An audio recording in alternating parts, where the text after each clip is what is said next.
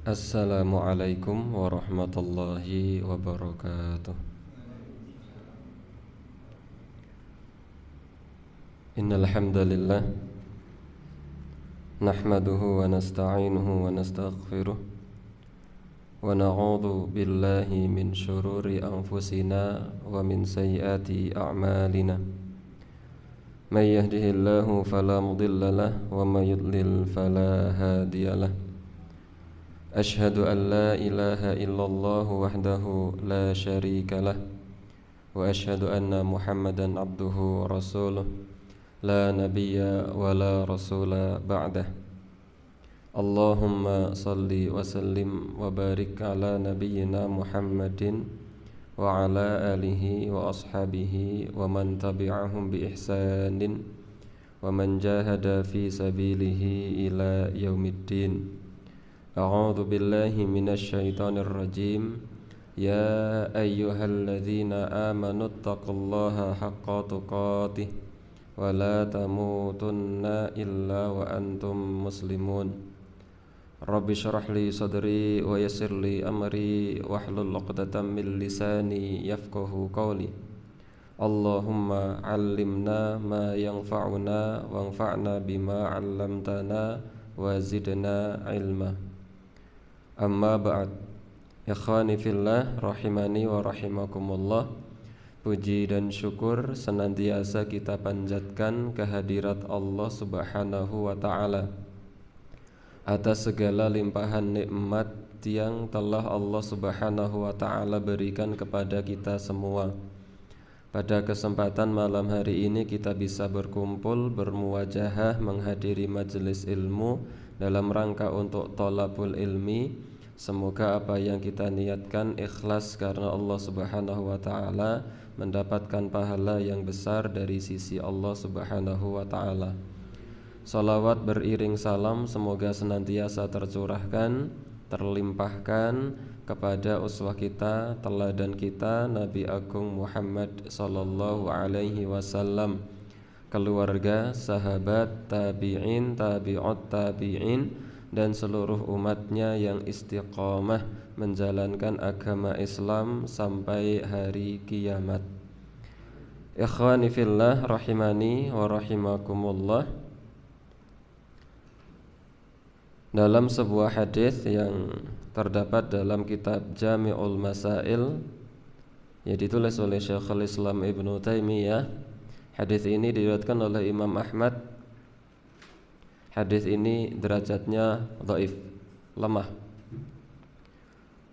Namun di dalam hadis ini banyak penguat hadis yang maknanya insyaallah benar, karena memiliki banyak penguat baik dalam hadis yang lain maupun dalam Al-Qur'anul Karim.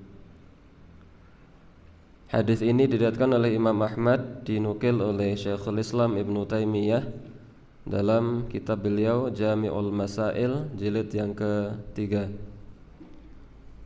Dalam hadis ini disebutkan begini, yang saya beri tanda: Az-zulmu salasatu dawawin. Kezaliman itu ada 3 catatan. Az-zulmu salasatu dawawin. Kezaliman itu ada 3 catatan. Diwanun la yaghfirullahu minhu syai'a. Yang pertama, catatan kezaliman, catatan dosa yang Allah Subhanahu wa ta'ala tidak akan mengampuni dosa catatan tersebut.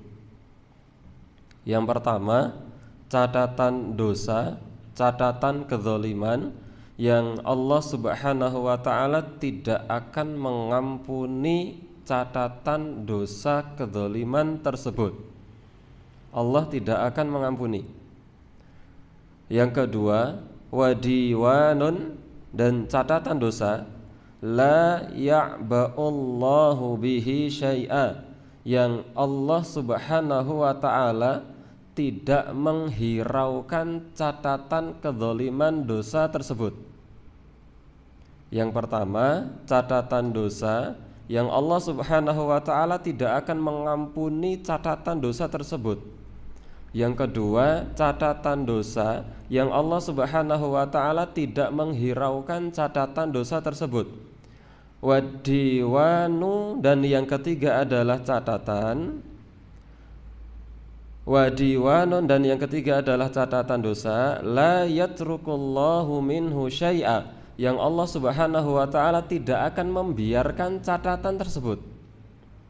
Satu, catatan dosa yang Allah Subhanahu wa taala tidak akan mengampuni catatan dosa tersebut. Yang kedua, catatan dosa yang Allah Subhanahu wa taala tidak menghiraukan catatan dosa tersebut. Dan yang ketiga, catatan dosa yang Allah Subhanahu wa taala tidak akan meninggalkan atau membiarkan catatan dosa tersebut. Artinya tidak akan membiarkan itu, pasti akan diproses. Faddiwanu alladzi la yaghfirullahu huwa asyirku. Catatan dosa yang Allah Subhanahu wa taala tidak akan mengampuni catatan dosa tersebut adalah catatan dosa kesyirikan. Ini yang pertama, catatan dosa yang Allah Subhanahu wa taala tidak akan mengampuni catatan dosa tersebut adalah catatan dosa yang dosa itu berupa kesyirikan. Ini sebagaimana firman Allah Subhanahu wa taala, innallaha la yaghfiru ayyushraka bihi. Allah Subhanahu wa taala tidak akan mengampuni dosa kesyirikan. Kata Luqmanul Hakim kepada putranya, innasyirka la dzulmun adzim. Sesungguhnya kesyirikan itu adalah kedzaliman yang paling besar. Allah Subhanahu wa taala juga berfirman, wa may yusyrik billahi faqad harramallahu 'alaihil jannah wa ma'wahun nar. Siapa orangnya yang melakukan perbuatan kesyirikan, maka Allah Subhanahu wa taala akan haramkan surga bagi dia dan tempat tinggalnya adalah neraka. Ini yang pertama, catatan dosa yang Allah Subhanahu wa taala tidak akan mengampuni catatan dosa tersebut adalah catatan dosa yang berupa catatan dosa kesyirikan. Allah Subhanahu wa taala akan mengampuni dosa kesyirikan manakala hamba tersebut benar-benar bertaubat kepada Allah Subhanahu wa taala dengan taubatan nasuha, taubat yang sebenar-benarnya. Sebagaimana janji Allah Subhanahu wa taala, innallaha yaghfirudz dzunuba jami'a. Allah Subhanahu wa taala akan mengampuni semua dosa, termasuk dosa kesyirikan, kalau seorang hamba benar-benar bertaubat kepada Allah Subhanahu wa taala. Wadiwanul ladzi la ya'ba'ullahu bih. Yang kedua, catatan dosa yang Allah Subhanahu wa taala tidak menghiraukan catatan dosa tersebut, dzulmul abdi fima bainahu wa baina rabbih, adalah kezaliman seorang hamba yang dilakukan antara dirinya dengan Allah Subhanahu wa taala dan bukan merupakan perkara kesyirikan. Dosa yang dia lakukan antara dia dengan Allah Subhanahu wa taala dan bukan perkara kesyirikan, yaitu dosa yang berupa kemaksiatan-kemaksiatan yang tidak berkaitan dengan kesyirikan dan tidak berkaitan dengan hak manusia lain. Dosa yang Allah Subhanahu wa taala tidak menghiraukan catatan dosa tersebut. Kenapa? Karena Allah Subhanahu wa taala pada asalnya adalah zat yang maha pengampun. Sebagaimana kita tahu bahwasanya di antara asmaul husna milik Allah Subhanahu wa taala itu adalah Allah Subhanahu wa taala maha ghafur, Allah Subhanahu wa taala maha ghaffar, Allah Subhanahu wa taala maha afu, Allah Subhanahu wa taala maha tawwab. Allah mengampuni dosa baik yang besar maupun yang kecil. Allah Subhanahu wa taala mengampuni dosa baik yang sedikit maupun yang banyak. Allah Subhanahu wa taala memaafkan segala dosa seolah-olah hamba tersebut tidak pernah melakukan dosa, dan Allah Subhanahu wa taala itu Tawwab, maha menerima taubat. Yang kedua, Sebagaimana Allah Subhanahu wa taala juga berfirman, lanjutan ayat yang tadi kita baca, innallaha la yaghfiru ay yushraka bihi wa yaghfiru ma duna dzalika liman yasha. Sesungguhnya Allah Subhanahu wa taala tidak akan mengampuni dosa kesyirikan, dan Allah Subhanahu wa taala akan mengampuni dosa selain kesyirikan bagi siapa saja yang dikehendaki oleh Allah Subhanahu wa taala. Wa yaghfiru ma duna dzalika liman yasha. Allah Subhanahu wa taala akan mengampuni dosa selain kesyirikan bagi orang-orang yang Allah Subhanahu wa taala kehendaki. Ini yang kedua. Yang ketiga, wadiwan, dan catatan dosa. Walladzi la yatruku minhu syai'a, yang catatan dosa ini tidak akan dibiarkan begitu saja, adalah dzulmul ibadi ba'duhum ba'dha, kezaliman yang dilakukan oleh seorang hamba kepada hamba yang lain. Ini adalah kezaliman yang Allah Subhanahu wa taala tidak akan membiarkan catatan dosa itu berlalu begitu saja. Dalam riwayat yang lain disebutkan adalah fal tambahan al-qisasu la mahalata, pasti akan dikisos, tidak bisa tidak. Pasti akan diselesaikan urusan itu, tidak mungkin akan ditinggalkan begitu saja, dibiarkan, tidak mungkin, pasti akan diproses, pasti akan dikisos. Maka kalau kemudian kita membaca kitab Syarh Sunnah yang dikarang oleh Imam Al-Barbahari, kemudian disyarah oleh Syekh Utsaimin dalam kitabnya Syarh Sunnah, ketika manusia telah melewati titian sirat di atas neraka jahanam, bagi orang-orang yang beriman sebelum mereka masuk ke dalam surga, maka diberlakukan hukum kisos, pembalasan atas sebuah kezaliman sebelum mereka masuk ke dalam surga. Sebagaimana ini disebutkan dalam Syarh Sunnah Imam Al-Barbahari.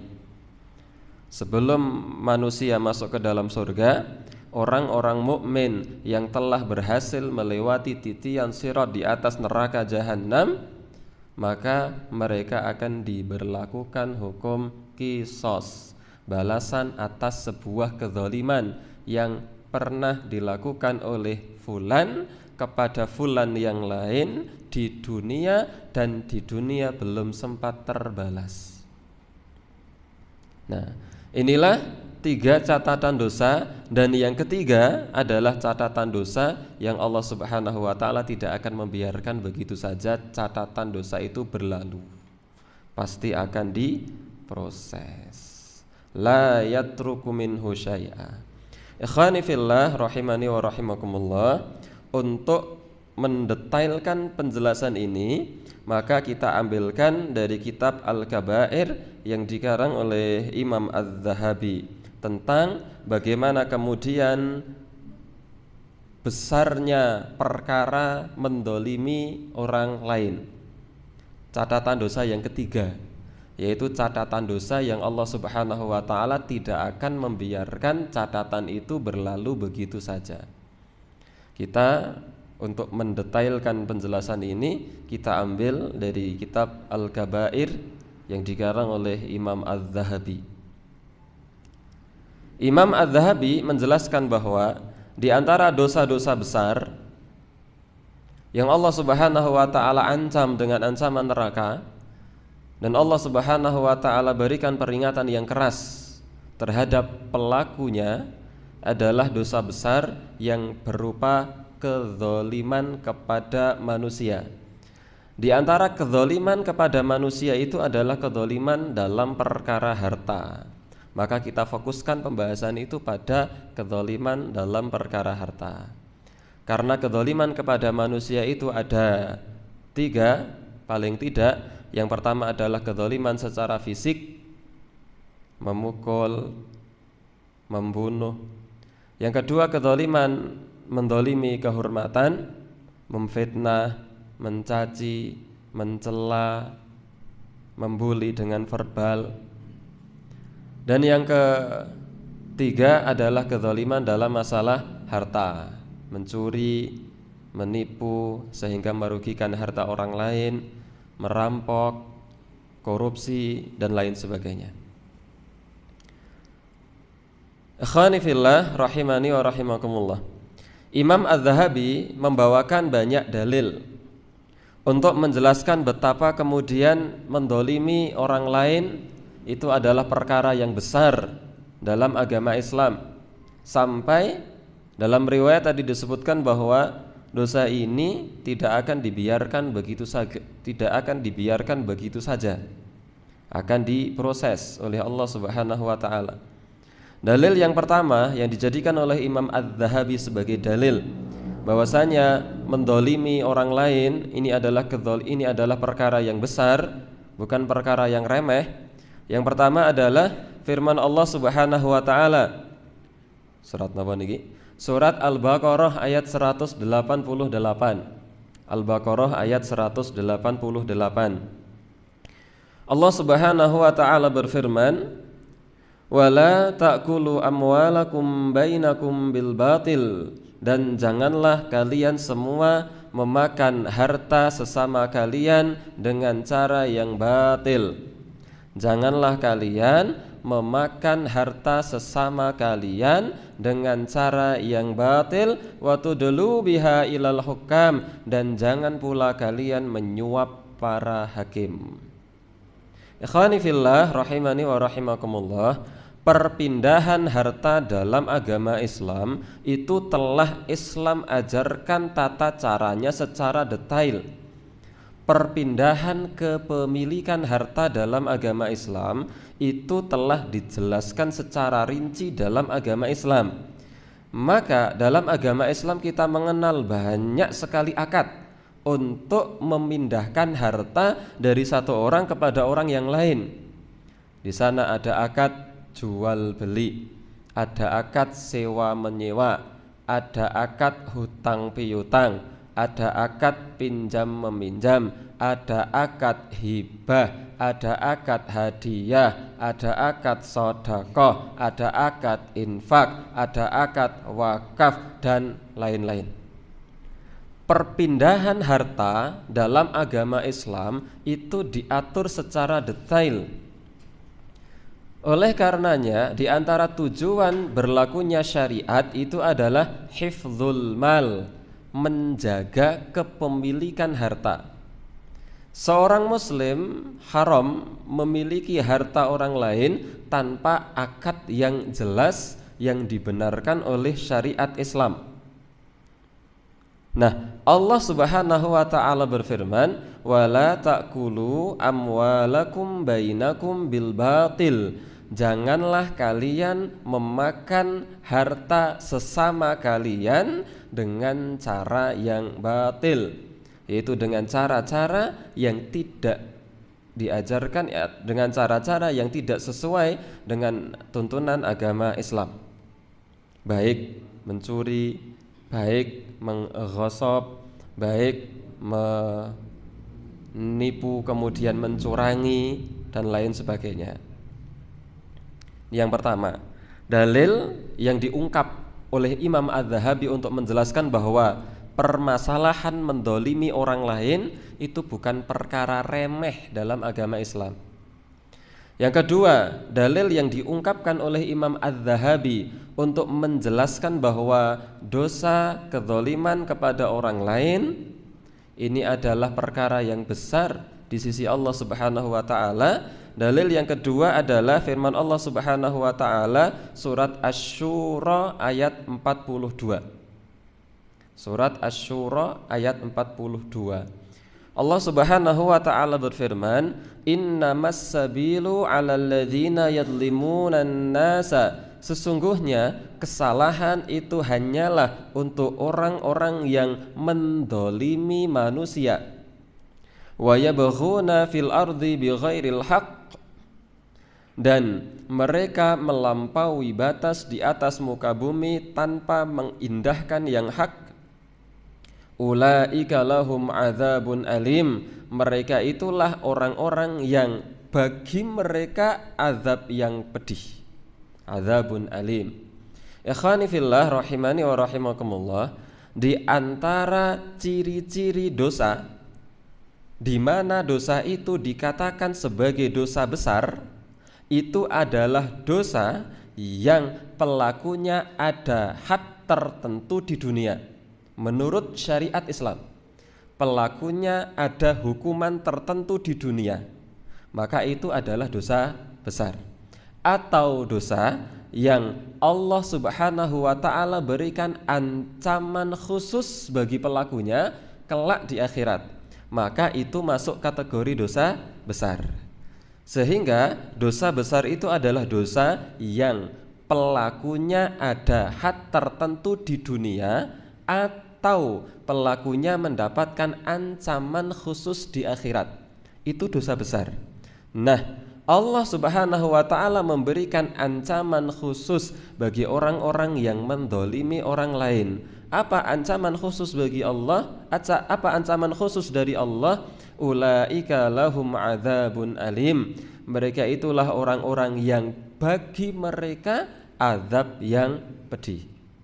Yang kedua, dalil yang menunjukkan bahwa mendolimi orang lain bukan perkara remeh. Ini adalah perkara besar di sisi Allah Subhanahu wa ta'ala, yang dalam riwayat yang tadi kita baca di awal, dosa inilah dosa yang tidak akan dibiarkan begitu saja. Yang ketiga, dalil yang ketiga adalah firman Allah Subhanahu wa ta'ala surat Asy-Syura ayat yang ke-8. Allah Subhanahu wa ta'ala berfirman, wadzalimuna ma lahum min waliyyin wala nasir. Dan orang-orang yang zalim itu tidak ada bagi mereka pelindung dan tidak ada bagi mereka penolong. Orang yang melakukan kezaliman itu tidak ada bagi mereka pelindung dan tidak ada bagi mereka penolong. Sementara setiap hari kita pasti membaca a'udzu billahi, aku berlindung kepada Allah. Setiap hari kita meminta perlindungan kepada Allah. Setiap hari seorang mukmin pasti meminta perlindungan kepada Allah. Berapa banyak Rasulullah sallallahu alaihi wasallam mengajarkan kita untuk meminta perlindungan kepada Allah. A'udzu billahi minasyaitonir rajim. A'udzu bikalimatillahi tammati min syarri ma khalaq. Qul a'udzu birabbil falaq. Qul a'udzu birabbin nas. Betapa banyak kita diajari untuk meminta perlindungan. Tetapi orang yang kemudian berbuat dolim itu adalah orang-orang yang tidak ada pelindung bagi mereka, wala nasir, dan tidak pula mereka mendapat pertolongan. Sementara kita juga senantiasa berdoa, iyyaka na'budu wa iyyaka nasta'in, hanya kepada Engkau ya Allah kami menyembah dan hanya kepada Engkau ya Allah kami mohon pertolongan. Tetapi orang-orang yang dolim itu ketika kemudian dia senantiasa meminta pertolongan kepada Allah, Allah Subhanahu wa ta'ala memberikan janji bagi mereka, orang yang zalim itu malahum min waliyyin wala nasir. Orang yang zalim itu tidak ada pelindung bagi mereka dan tidak ada penolong bagi mereka. Maka ini juga ancaman yang tidak main-main dari Allah Subhanahu wa ta'ala. Jangan kemudian kita beranggapan, oh ora ono pelindung, ora ono sing nolong, ora apa-apa, aku wis gede. Tidak bisa. Kita semua butuh perlindungan dan kita semua butuh pertolongan. Ini yang ketiga. Dalil yang ketiga yang dijadikan oleh Imam Az-Zahabi sebagai dalil yang menunjukkan betapa kemudian dosa mendolimi orang lain ini bukan perkara yang remeh. Yang keempat, di antara dalil yang dijadikan oleh Imam Az-Zahabi sebagai rujukan bahwa mendolimi orang lain itu bukan perkara yang biasa-biasa saja adalah hadis yang diriwayatkan oleh Imam Al-Bukhari. Kata Nabi Muhammad sallallahu alaihi wasallam, "Az-zulmu dzulumatun yaumal qiyamati." Kezaliman itu adalah kegelapan pada hari kiamat. Kezaliman itu adalah kegelapan pada hari kiamat. Terus sementara ketika kita di hari kiamat butuh penerang, baik penerang secara majazi maupun penerang secara hakiki. Karena para ulama memberikan tafsiran pada hadis ini paling tidak dengan dua tafsiran. Hadis ini paling tidak ada dua tafsiran. Az-zulmu dzulumatun yaumal qiyamah. Kezaliman itu adalah kegelapan pada hari kiamat. Tafsiran yang pertama, makna kegelapan pada hari kiamat ini adalah kinayah, majaz, adalah kata kiasan yang menunjukkan bahwa kegelapan pada hari kiamat itu maksudnya urusan yang akan dia alami di hari kiamat menjadi berat. Tafsiran yang kedua dari para ulama tentang kegelapan pada hari kiamat itu betul-betul gelap secara hakiki. Bagi dia di akhirat tempatnya menjadi gelap. Sementara di akhirat dia butuh tempat bernaung, dia butuh naungan, di mana tidak ada naungan kecuali naungan dari Allah. Sementara di akhirat dia butuh haud, telaga Nabi Muhammad SAW. Sementara di akhirat dia butuh syafaat dari Nabi Muhammad SAW. Sementara di akhirat dia butuh ini, butuh itu, dan orang tersebut ketika dia melakukan kedzaliman kepada orang lain, az-zulmu dzulumatun yaumal qiyamah. Kedzaliman itu adalah kegelapan pada hari kiamat.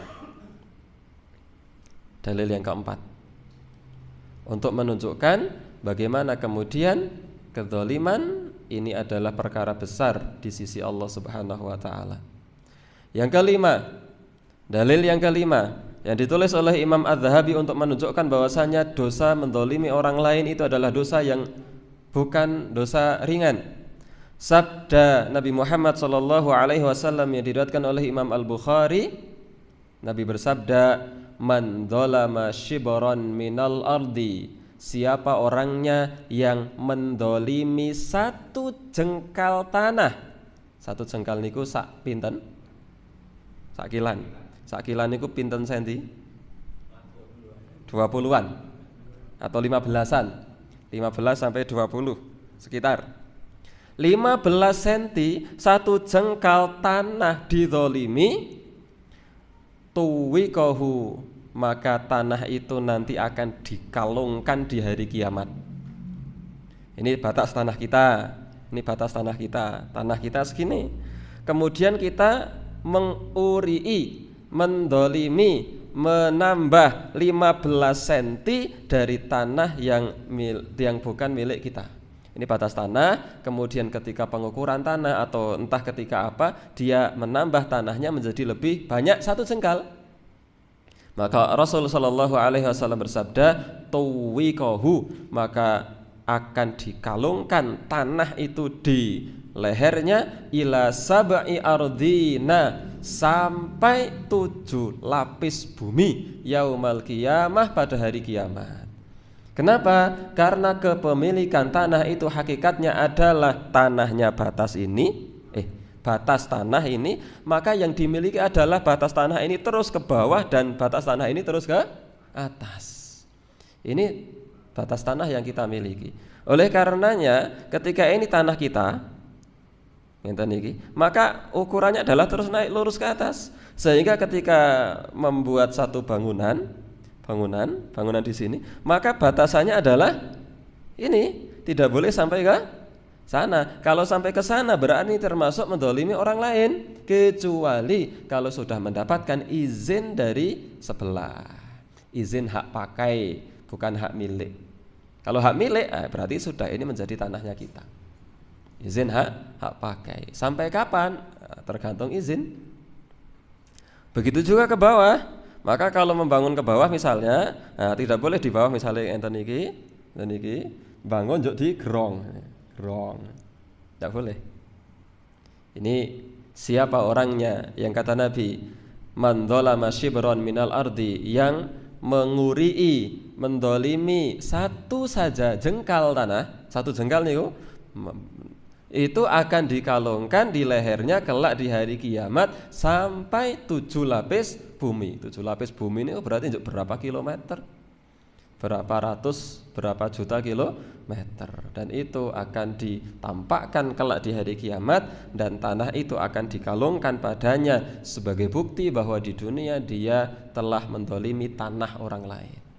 Apalagi kemudian setengah meter, 1 meter, 2 meter, 3 meter, sekian hektar bukan miliknya, kemudian diaku-aku menjadi miliknya tanpa perpindahan harta dengan jelas. Yang kelima. Yang keenam, Di antara dalil yang dijadikan rujukan oleh Imam Az-Zahabi yang menunjukkan bahwa mendolimi harta orang lain, mendolimi orang lain ini adalah perkara yang besar di sisi Allah Subhanahu wa taala adalah firman Allah Subhanahu wa taala surat An-Nisa ayat 40. Allah Subhanahu wa taala berfirman, "Innallaha la yadhlimu mithqala dzarratin." Allah Subhanahu wa taala tidak akan mendolimi meskipun itu seberat satu dzarrah. Allah Subhanahu wa taala tidak akan membiarkan satu dzarrah berlalu begitu saja. Faman ya'mal mithqala dzarratin khairan yarah wa may ya'mal mithqala dzarratin syarran yarah. Satu dzarrah keburukan yang dia lakukan pasti dia akan melihat balasannya. Sebagaimana satu dzarrah kebaikan, dia juga akan melihat balasannya pula. Nah, ini yang ke-6. Dalil yang ke-6. Dalil yang ke-7 di antara dalil yang dijadikan rujukan oleh Imam Az-Zahabi yang menjelaskan bahwa dosa mendolimi orang lain ini adalah perkara besar adalah hadis yang tadi di awal kita baca, wadiwanun, ada satu yang ketiga adalah catatan dosa, la yatrukullahu minhu syai'a, yang Allah tidak akan membiarkan catatan dosa itu berlalu begitu saja, wa huwa dzulmul ibad, yaitu dosa berupa mendolimi orang lain. Ini kok yang ke-6 Pak, yang ke-7 Pak? Ke-7. Yang ke-8, ini catatan kaki semuanya yang kecil-kecil ini. Yang ke-8, di antara dalil yang menunjukkan bahwa kedzaliman itu adalah perkara yang besar di sisi Allah Subhanahu wa taala adalah firman Allah, adalah sabda Nabi Muhammad sallallahu alaihi wasallam yang diriwayatkan oleh Imam Al-Bukhari. Rasulullah sallallahu alaihi wasallam bersabda, "Matlul ghaniyyi dzulmun." Matlul ghaniyyi dzulmun. Orang kaya yang menunda-nunda pembayaran hutang itu adalah kedzaliman. Orang kaya yang menunda-nunda pembayaran hutang itu adalah kedzaliman. Kapan dikatakan menunda-nunda hutang? Ketika sudah jatuh tempo tetapi dia tidak segera membayar hutang, padahal dia adalah orang yang kaya. Maka ini juga termasuk perkara kedzaliman. Berbeda misalnya kalau memang belum jatuh tempo. Jatuh temponya kapan? 10 Februari. Masih tanggal 1 Februari dia punya, kemudian dia belum membayar. Tidak mengapa, karena memang belum jatuh tempo. Batasannya adalah tanggal 10. Tetapi ketika sudah tanggal 11 kok dia belum juga membayar padahal dia bisa, dia orang yang kaya, maka kata Nabi, matlul ghaniyyi dzulmun. Orang kaya yang menangguhkan pembayaran hutang ini termasuk perkara kedzaliman.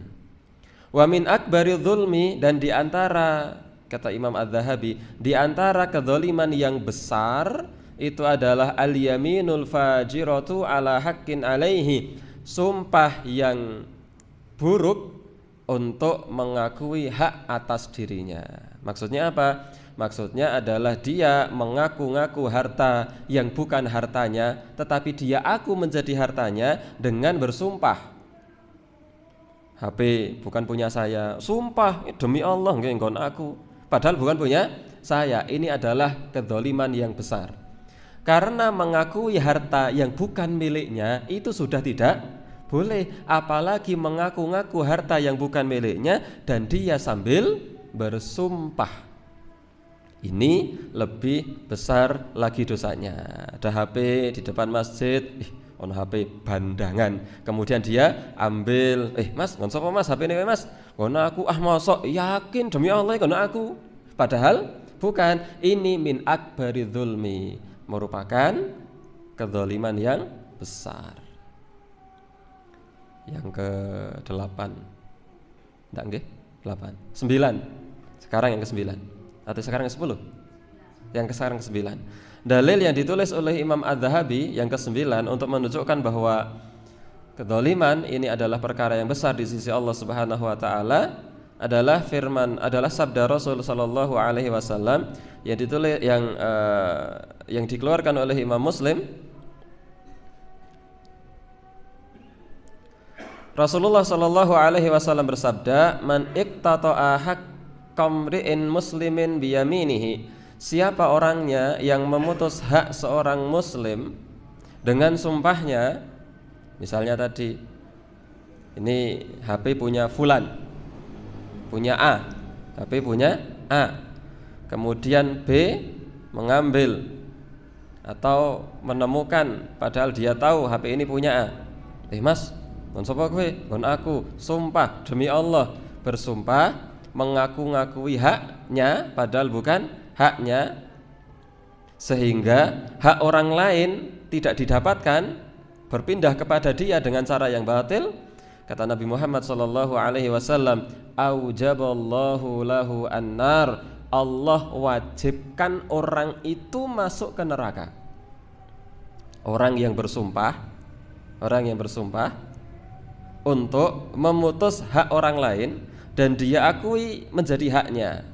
Misalnya tadi itu, ini haknya si A, kemudian dia aku ini punya saya, sumpah demi Allah, padahal bukan, dengan sumpah untuk memutus haknya si A dan kemudian diakui menjadi haknya si dia, maka aujaballahu lahu an-nar, Allah subhanahu wa ta'ala wajibkan ia neraka. Kila, sahabat bertanya, ya Rasulullah, wahai Rasulullah, wa in kana syai'an yasira, wahai Rasulullah, meskipun barangnya itu sepele ya Rasul, apakah Allah akan wajibkan masuk neraka meskipun barangnya sepele? Nabi bersabda, wa in kana qadhiban min arak, meskipun sebatang kayu siwak. Kayu arok. Di sini arok itu adalah kayu yang digunakan untuk siwak. Meskipun sebatang kayu siwak. Sebatang kayu siwak niku regane pinten? Indonesia niku kayu siwak itu ada yang 3.000, 5.000, 7.000, 10.000 tergantung besar kecilnya kayu siwak. Katakanlah 5.000. Meskipun itu harganya 5.000. Kalau barang itu bukan milik dia, kok dia kemudian bersumpah bahwa barang itu milik dia, sumpah iki barang gon aku, meskipun satu batang siwak, maka aujaballahu lahu an-nar, Allah wajibkan ia neraka kalau dia tidak bertaubat kepada Allah Subhanahu wa taala. Kayu siwak, satu kayu siwak 5.000. Apalagi kok bersumpah memiliki harta padahal harta itu bukan miliknya, 100 juta, 1 miliar, 1 triliun dan lain sebagainya. Maka ini perkara yang besar di sisi Allah Subhanahu wa taala. Insyaallah kita lanjut setelah adzan.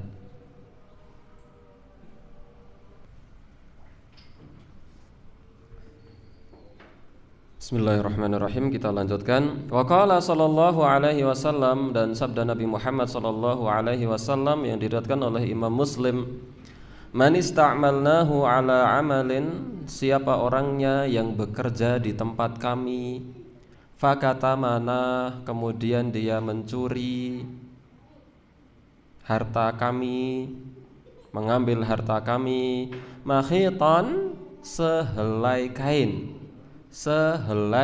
kain, fama fauqahu, atau yang lebih kecil daripada itu, kana ghululan, maka itu adalah harta ghulul, penggelapan harta. Ya'ti bihi yaumal qiyamah, yang akan datang harta itu pada hari kiamat. Siapa yang bekerja di tempat kami kemudian mencuri satu helai kain saja atau yang lebih kecil daripada itu, maka itu adalah penggelapan harta yang kelak harta itu akan didatangkan pada hari kiamat. Kemudian yang selanjutnya hadis ini adalah cuplikan hadis. Kita bacakan hadis lengkapnya masih dalam kitab Al-Kabair. Hadis yang diriwayatkan, hadis yang dibawa oleh Abu Hurairah radhiyallahu anhu, kharajna ma'a Rasulillah sallallahu alaihi wasallam, kami pernah keluar bersama Rasulullah sallallahu alaihi wasallam ila Khaybar, ke perang Khaybar. Falam naghnam dhahaban wala wariqan, kami tidak mendapatkan ghanimah berupa emas dan uang. Kami tidak mendapatkan ghanimah berupa itu. Ghanimnal mata'a wa ta'ama wa thiyaba. Kami mendapatkan ghanimah berupa perhiasan, makanan, pakaian. Ghanimah kami ketika itu dalam perang Khaybar berupa perhiasan, makanan, dan pakaian. Tsumman talaqna ilal wadi. Kemudian ketika itu kami pergi ke sebuah lembah. Wa ma'a Rasulillahi sallallahu alaihi wasallam abdun lahu. Dan di lembah itu ada Rasul bersama seorang budak. Wahabahu lahu rajulun min Judzam. Yang budak itu milik Rasul, diberi oleh seorang laki-laki dari daerah Judzam. Budak ini adalah hadiah seorang laki-laki dari Judzam, dihadiahkan kepada Rasul sallallahu alaihi wasallam. Falamma nazalna, ketika kami turun, qama abdu Rasulillahi sallallahu alaihi wasallam, maka budak Rasul sallallahu alaihi wasallam ini berdiri, yahullu rihlahu, memasang pelana kuda, melepas pelana kuda. Farumiya bisahmin, ketika itu kemudian dia terlempar anak panah. Fakana fihi hatafuhu, maka kemudian dia meninggal dunia setelah terkena anak panah. Fakulna, maka kami para sahabat berkata, hani'an, wahai Rasulullah, alangkah mulianya, lahu syahadah, dia mendapatkan syahid. Faqal, maka Rasulullah sallallahu alaihi wasallam bersabda, kalla, sekali-kali tidak. Walladzi nafsu Muhammadin biyadih, demi zat yang jiwa Muhammad berada dalam genggamannya, demi Allah, inna syamlata lataltahibu alaihi naran, sesungguhnya satu jubah akan menyalakan api atas orang tersebut. Dari mana jubah yang menyalakan api kepada orang tersebut, atas orang tersebut? Akhadhaha, di mana budak tadi mengambil jubah tersebut, minal ghanaim, dari harta ghanimah, yauma Khaybar, saat Khaybar, lam tusibhal maqasim, padahal ghanimah itu belum dibagi. Ghanimah belum dibagi, tapi dia sudah ambil duluan, yang hanya satu helai jubah. Ternyata satu jubah itu akan menyalakan api kelak di akhirat bagi orang tersebut. Fafazi'an nas, maka kemudian orang-orang para sahabat pada ketakutan mendengar sabda Nabi seperti itu, bahwa satu jubah saja bisa menyalakan api bagi orang yang seperti itu, mengambil harta padahal belum haknya, hanya satu jubah. Faja'a rajulun bisyirakin au syirakain, maka ada seorang laki-laki yang membawa satu tali sandal, atau ada yang membawa dua tali sandal. Pinten tali sandal? Satu tali sandal. Satu tali sandal niku regane pinten? Ajine napa? Harganya berapa? Nilainya berapa? Satu tali sandal. Faqal, maka Rasulullah sallallahu alaihi wasallam bersabda, syirakun au syirakani minnar, inilah tali sandal dari neraka. Yaitu tali sandal yang dia ambil dari harta ghanimah, padahal orang ini juga nanti akan mendapatkan ghanimah, cuma ghanimahnya belum dibagi, dia sudah ambil duluan. Artinya ghanimah itu harusnya si A, B, C, D sesuai pembagian Rasul, tetapi ada bagian yang sebenarnya bukan milik dia, tetapi diambil oleh dia. Maka itu terancam dengan ancaman neraka.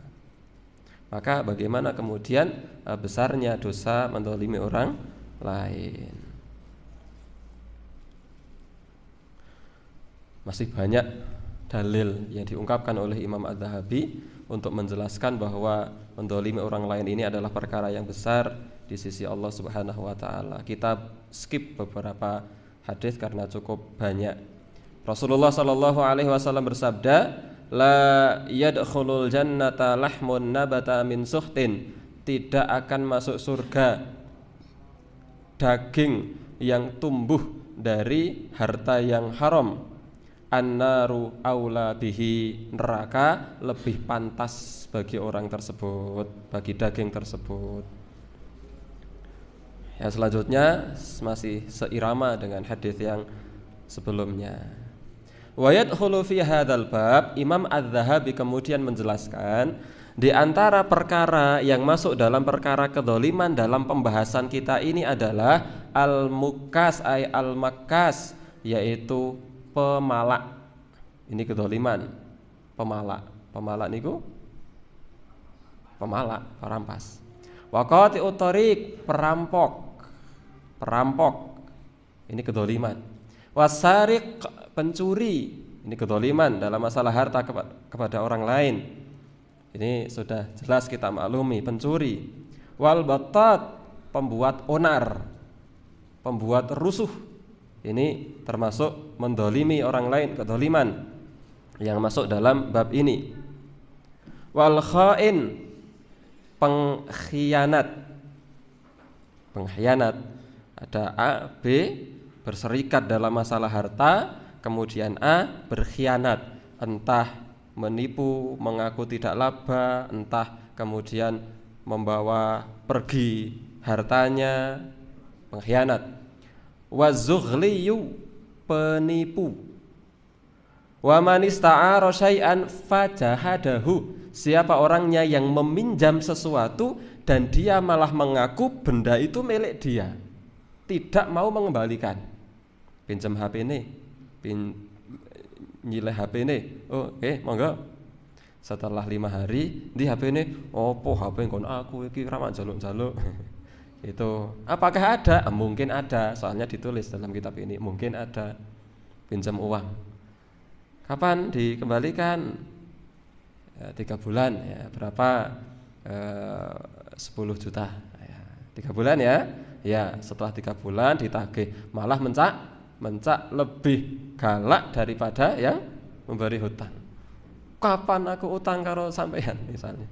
Ini man ista'ara syai'an fajahadahu, orang yang meminjam tetapi yang meminjam ini malah ngotot bahwa tidak meminjam. Wa man taffafa fil wazni wal kail, dan orang-orang yang mengurangi takaran atau timbangan. Sebagaimana firman Allah Subhanahu wa taala, wailul lil mutaffifin, celaka bagi orang-orang yang mutaffif, curang. Kata taffafa itu adalah mencurangi tapi sedikit. Mencurangi tapi sedikit. Kalau mencurangi banyak ya kedzaliman jelas. Mencurangi sedikit itu adalah kedzaliman. Menjual barang 10 kilogram, kemudian ditimbang dan dengan niat, dengan sengaja, bukan karena ketidaktahuan atau kekeliruan, bukan, tapi dengan sengaja 9,9 kilo.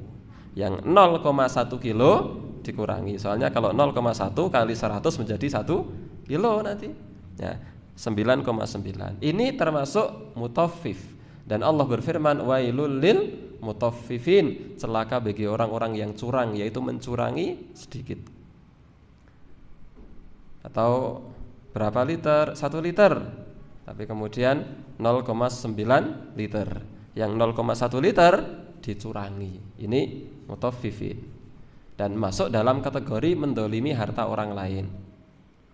Waman iltaqata malan falam yu'arrifhu, dan siapa orangnya niki yang menemukan barang, mendapatkan harta luqatah, menemukan barang dan dia tidak mau mengumumkan barang tersebut, maka ini termasuk mendolimi harta orang lain.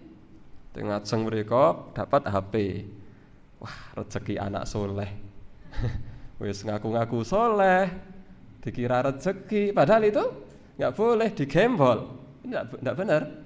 Harusnya kalau mendapatkan harta temuan, barang temuan diumumkan selama 1 tahun baru dimiliki.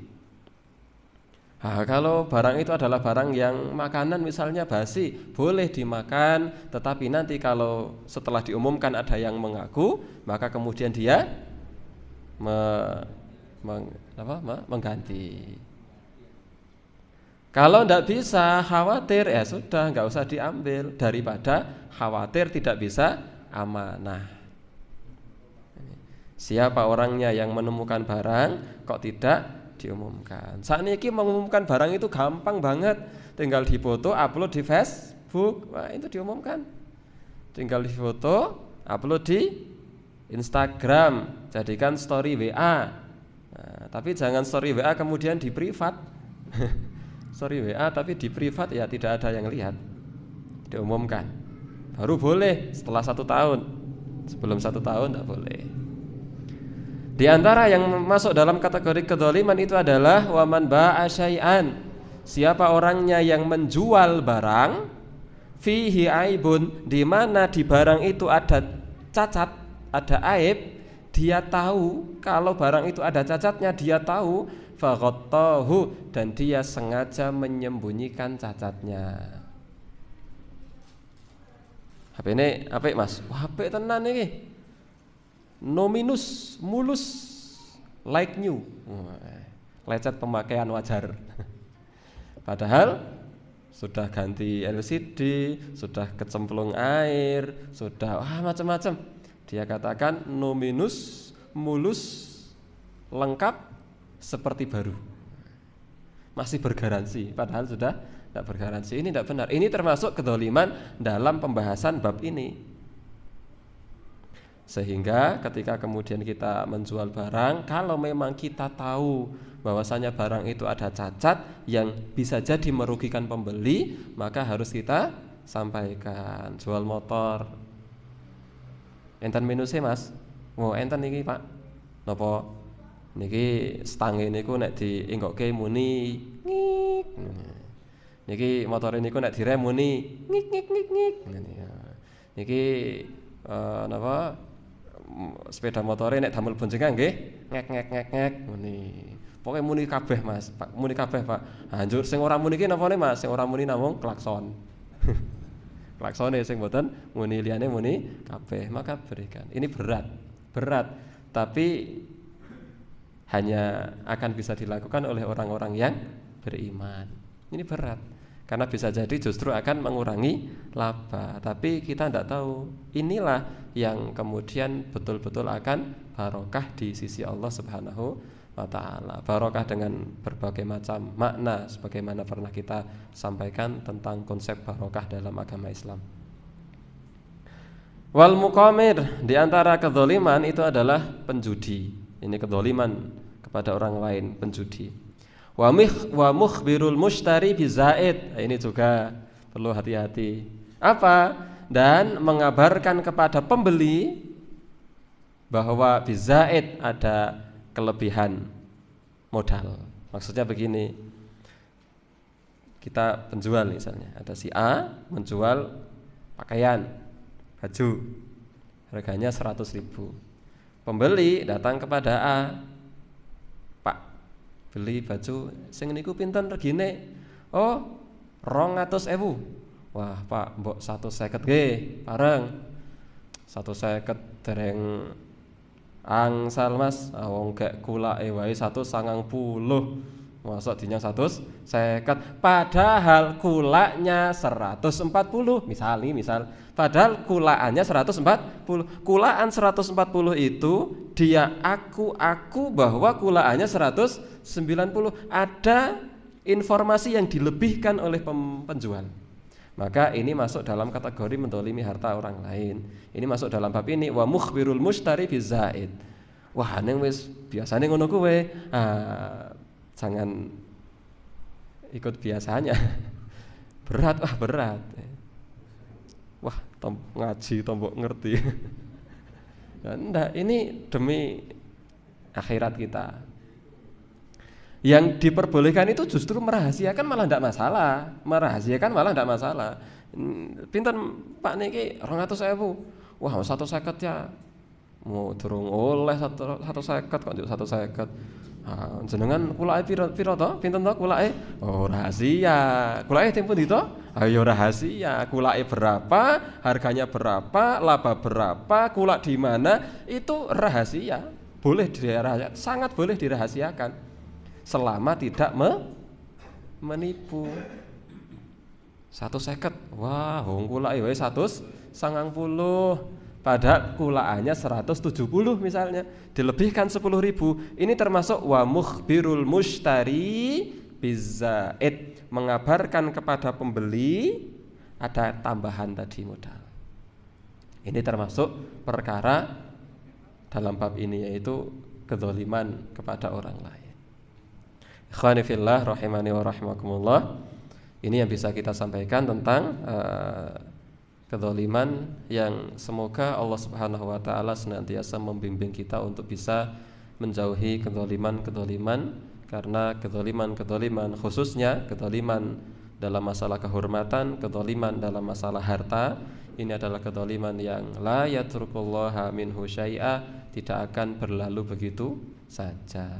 Semoga Allah Subhanahu wa taala memberikan kita istiqomah untuk bisa mengamalkan ilmu yang telah sampai kepada kita, dan semoga kita diberikan kesehatan, kesempatan untuk bisa menghadiri selalu majelis-majelis ilmu, sehingga bertambah iman kita, bertambah keislaman kita, bertambah ilmu kita, dan bertambah kesolihan kita. Salah dari saya, benarnya dari Allah Subhanahu wa taala. Aqulu qouli hadza fa astaghfirullahal azim li wa lakum.